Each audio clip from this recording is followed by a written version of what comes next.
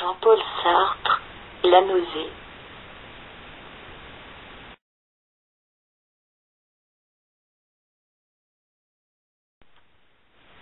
First there will be fear, horror, sleepless nights, and then after that, a long succession of days of exile.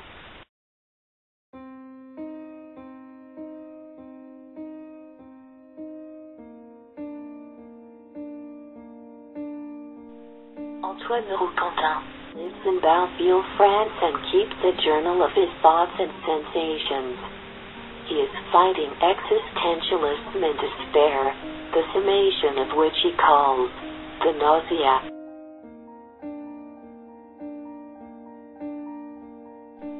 Antoine Rouquentin, researching Marquis de Rollebon, a French aristocrat who lived during the French Revolution. Rouquentin is writing a book about Rollebon, but during the time Rouquentin is writing and researching, he becomes estranged from his book and is overcome by the nausea, and then he plunges into personal exile.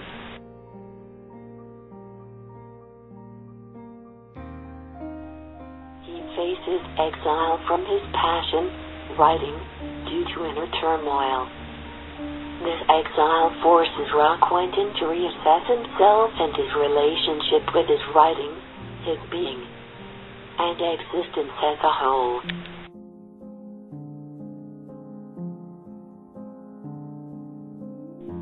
I am in Belfield, I say with dignity, because I am writing a book on the Marquis de Rollebon.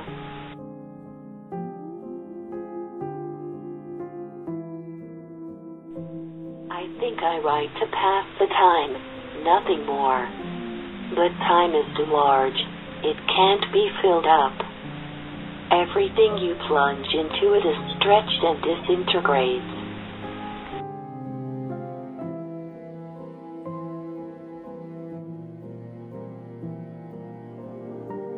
Thoughts absorbed me. Then I violently moved my shoulders to free myself and pulled the pad of paper towards me.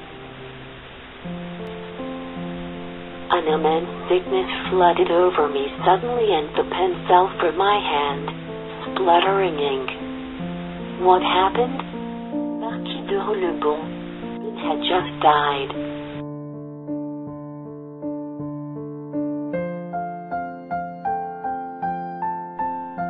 Nothing more was left now. No more than, on these traces of dry ink, it left the memory of their freshness, and suddenly, noiseless. Marquis de Rollebon had returned to his nothingness.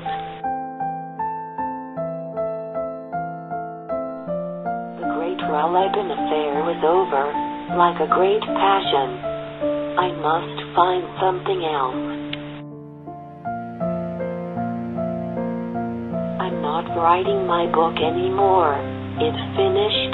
I can't write any more of it. What am I going to do with my life?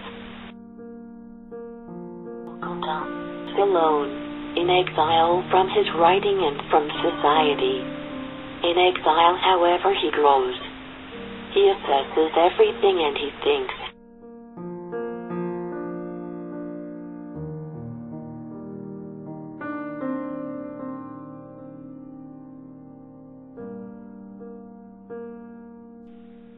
People who live in society have learned how to see themselves in mirrors as they appear to their friends.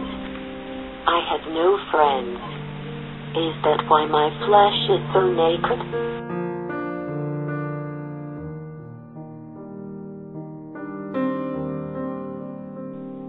When you live alone, you no longer know what it is to tell a story. The plausible disappears at the same time as the friends. You let events flow by too. You suddenly see people appear who speak and then go away. You plunge into stories of which you can't make head or tail. You'd make a terrible witness.